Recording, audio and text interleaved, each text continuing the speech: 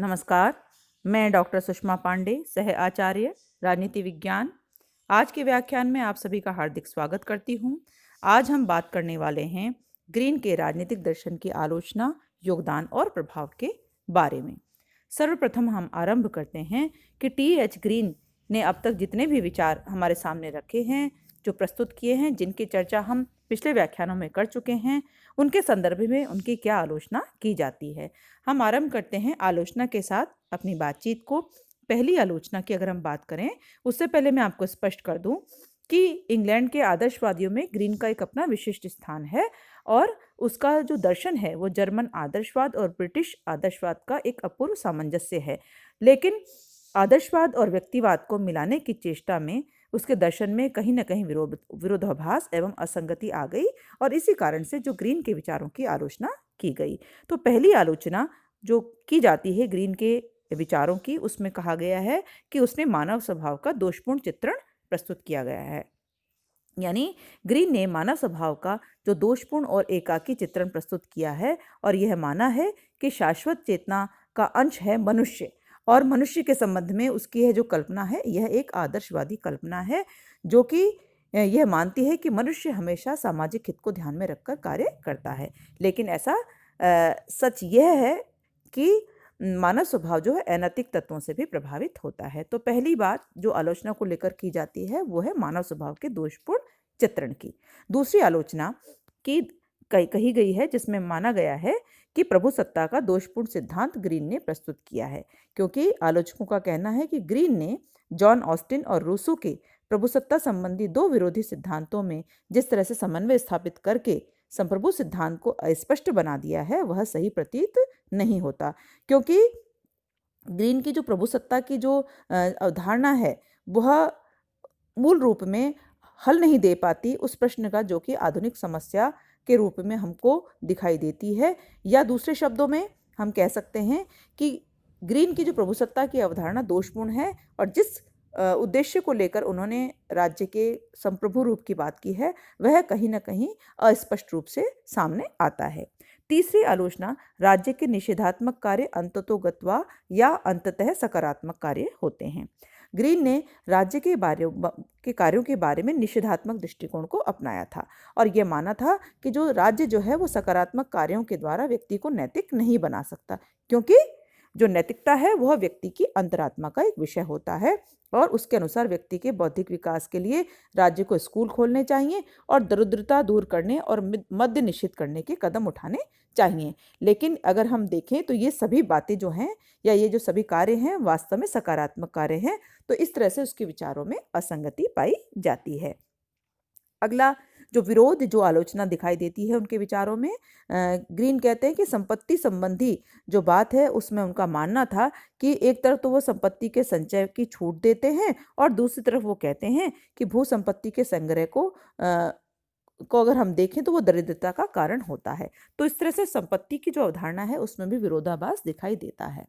अगली बात जो कि आलोचकों का कहना है कि उनकी जो शासन संबंधी जो अवधारणा है उसमें दुर्बोधता दिखाई देती है। किस रूप में?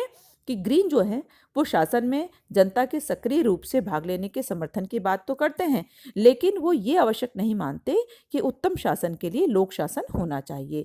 वह इस बात को मान्यता देते हैं या स्वीकार करते हैं कि निरंकुश शासन भी सामान्य इच्छा के अनुसार कार्य कर सकता है, क्योंकि राज्य का उद्देश्य सामान्य हित की प्राप्ति है। तो इस तरह से शासन संबंधी विचारों में भी कहीं ना कहीं ग्रीन जो है वो स्पष्ट रूप से अपने विचार प्रस्तुत नहीं कर पाते हैं। अगली आलोचना अधिकारों के संदर्भ में बताई गई है, जिसमें माना गया है कि अधिकारों की जो बात ग्रीन प्रस्तुत करते हैं उसमें एक तरफ तो वह प्राकृतिक अधिकारों को नैतिक क्षमता की उपज मानते हैं और दूसरी तरफ नैतिक क्षमता पर समाज की स्वीकृति की मुहर लगाते हैं। और इस बारे में वेपर का कहना है कि ग्रीन की जो प्राकृतिक अधिकार संबंधी विचार हैं उस स्पष्टता की कमी है जिसकी किन्हीं भी दार्शनिकों से आशा की जाती है। तो इस तरह से अधिकारों की जो अवधारणा है उसके बारे में भी आलोचना की गई है। अगली बात जो ग्रीन के विचारों में दिखाई देती है वो है कि राज्य के विरोध का जो अधिकार ग्रीन ने प्रस्तुत किया है वह महत्वहीन है।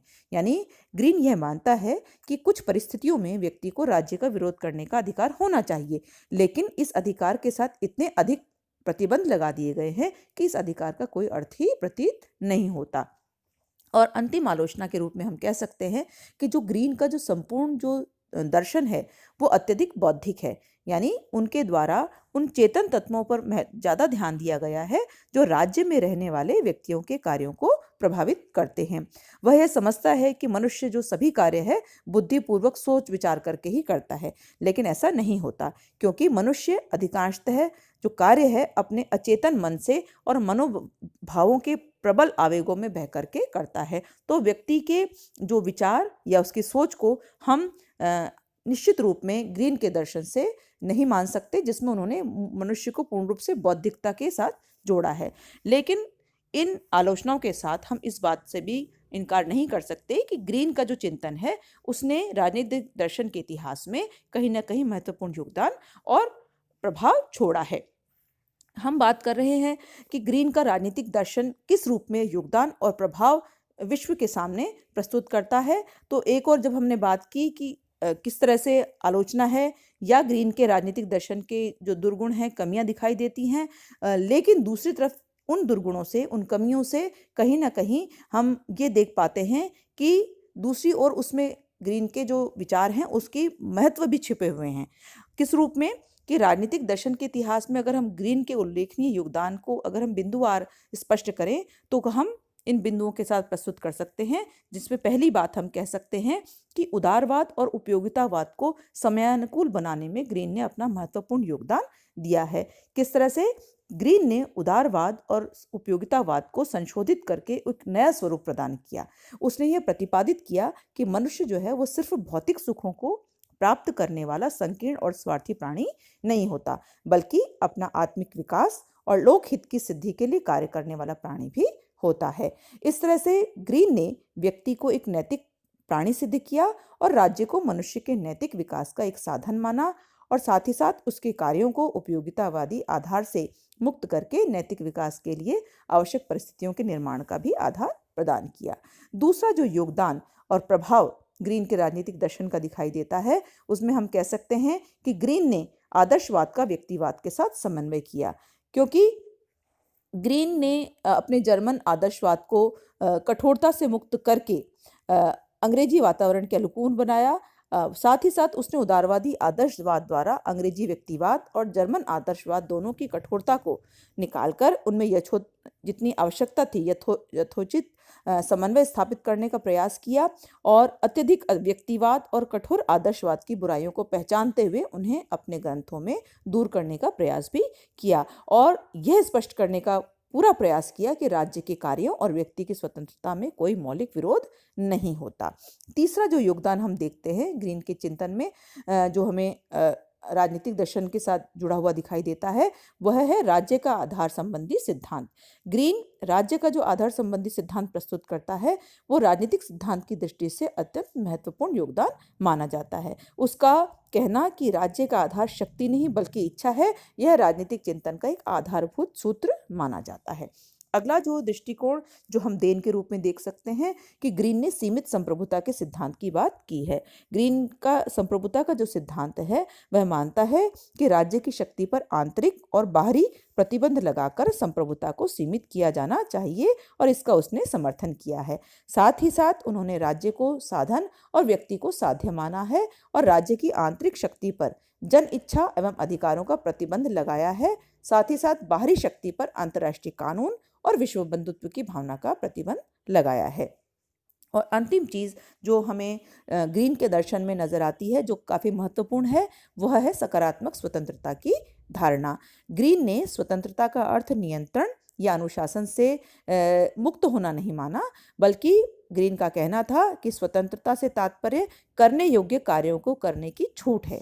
इसके साथ ही उसने स्वतंत्रता के सकारात्मक स्वरूप की अवधारणा का प्रतिपादन किया, जिसका अर्थ है कि राज्य द्वारा व्यक्तियों को उनके व्यक्तित्व के विकास के लिए अधिकतम सुविधाएं प्रदान की जाएं। तो सकारात्मक स्वतंत्रता की जो धारणा है वो ग्रीन की एक महत्वपूर्ण देन है। तो इस तरह से अगर हम सारांशतः देखें, ग्रीन के संपूर्ण चिंतन की बात करें और उनकी योगदान की बात करें तो कहा जा सकता है, बारकर के अनुसार ग्रीन एक ऊंची उड़ान लेने वाला आदर्शवादी तथा ठोस यथार्थवादी भी था।